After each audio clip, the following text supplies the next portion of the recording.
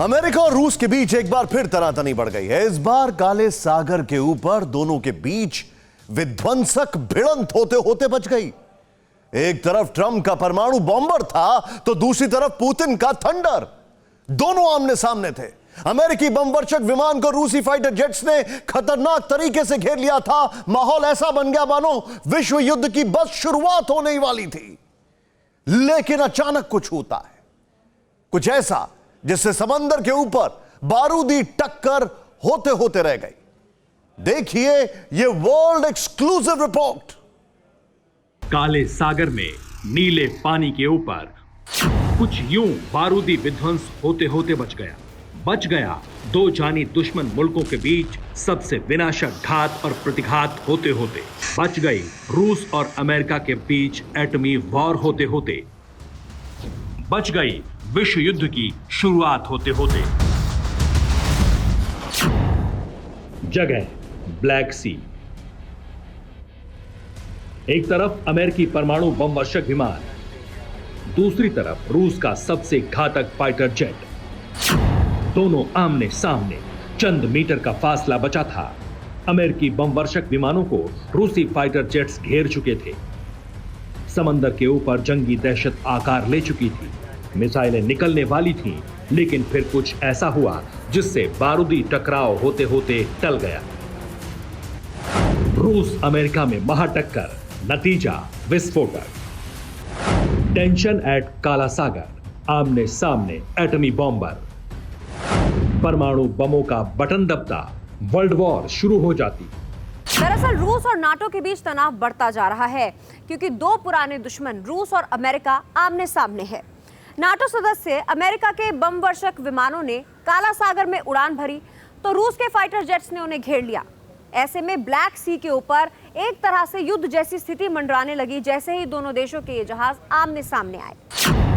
अमेरिकी परमाणु fighter jet B-52, 200 अग्निबाण और परमाणु बमों से लैस वो शत्रु संहारक बमवर्षक विमान जिसकी मारक क्षमता बेजोड़ है, जो सुपर पावर का गुरूर है, जिसे अमेरिका ने रूस में तनातनी के बीच ब्रिटेन में तैनात किया था। बेलारूस को लेकर रूस और अमेरिका में बढ़ते तनाव के बीच 120 मिसाइलों और कई परमाणु बमों से लैस 6 परमाणु बॉम्बर तैनात किए गए थे।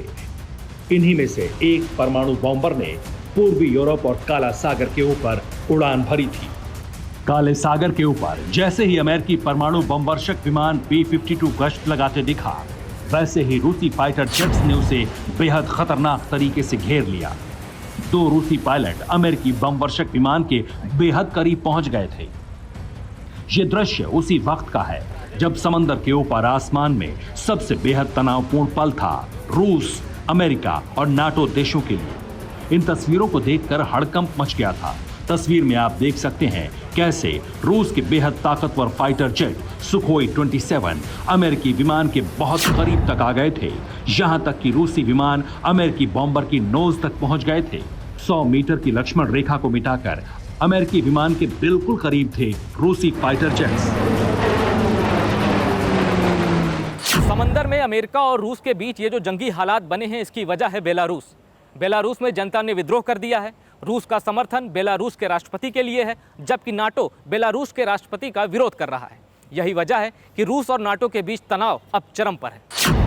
बेलारूस के राष्ट्रपति हैं अलेक्जेंडर लुकाशेंको, जिनके ऊपर पुतिन का हाथ है। लुकाशेंको ने बगावत के लिए नाटो देशों को जिम्मेदार ठहराया है। लिहाजा रूस और नाटो देशों के बीच तनाव का मीटर ऊपर चढ़ता जा रहा है। ऐसे में रूस से निपटने के लिए 22 अगस्त को अमेरिका ने अपने 6 परमाणु बमवर्षक विमान B-52 ब्रिटेन की सरजमी पर उतार दिए। उत्तरी डकोटा के मिनोट एयरफोर्स बेस से उड़ान भरकर सभी 6 B-52 बॉम्बर ब्रिटेन के फेयरफोर्ड हवाई ठिकाने पर पहुंचे। तब अमेरिका ने कहा था ये बमवर्षक विमान यूरोप और अमेरिका में फ्लाइट ट्रेनिंग अभियान में हिस्सा लेंगे। यूएस एयरफोर्स ने कहा था कि ये बॉम्बर पूरे विश्व में किसी भी संभावित संकट और चुनौतियों का जवाब भी देगी। रूस ने नाटो के किसी भी हमले का जवाब देने के लिए बड़े पैमाने पर क्रीमिया में लड़ाकू विमान तैनात कर रखे हैं। क्रीमिया पर जो ये बड़े पैमाने में लड़ाकू विमान तैनात किए गए हैं, इन्हें काला सागर की निगरानी करने की जिम्मेदारी भी दी गई है। हम आपको बता दें, सुखोई 27 जिसने अमेरिकी बम वर्षक वाहनों को घेरा था, उसने भी क्रीमिया से ही उड़ान भरी थी। जैसे ही अमेरिकी बमवर्षक विमान B-52 काले सागर के ऊपर दिखा, वैसे ही दो सुखोई 27 ने उसे घेर लिया। दो रूसी पायलट्स ने जिस तरह से अमेरिकी विमान को घेरा था, उसे एक बार देखकर लगा कि टक्कर हो जाएगी या फिर मिसाइल या बम चल जाएगा, लेकिन सुखोई 27 उड़ा रहे रूसी पायलट अमेरिकी B-52 से टकराए बगैर निकल गए। इस पर अमेरिका ने रूस की मंशा की घोर आलोचना की है। अमेरिका ने चेताते हुए कहा है कि रूस को अंतर्राष्ट्रीय नियमों में बंधकर अपनी हद में रहना चाहिए। हालांकि रूस की तरफ से इस पर कोई प्रतिक्रिया नहीं आई, लेकिन जो हालात बने थे वो बेहद खतरनाक थे, क्योंकि रूसी फाइटर जेट्स अगर अमेरिकी बमवर्षक विमानों को खारे पानी में गिरा देते तो आग बबूला अमेरिका के ऊपर एटमी हमले का दबाव काफी बढ़ जाता। काले सागर के ऊपर रूस ने अमेरिकी जेट्स को ऐसे वक्त में घेरा है जब अमेरिका के परमाणु प्रहार को लेकर एक बहुत बड़ा खुलासा हुआ है।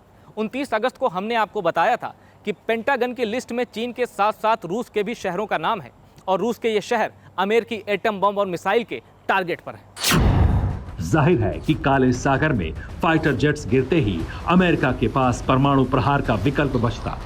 फिर जो होता उसकी कल्पना भी कपाने वाली है, क्योंकि अमेरिका से कहीं ज्यादा एटम बमों का जखीरा पुतिन के पास है। ऐसे में वार और पलटवार बहुत विध्वंसक होता, लेकिन ऐन वक्त पर महाविनाश की शुरुआत होते होते रह गई। तीसरे विश्व युद्ध की शुरुआत टल गई। Bureau report TV9 Bharatvarsh. अड़ी सोमवार से शुक्रवार शाम 6 बजे सिर्फ TV9 भारतवर्ष पर।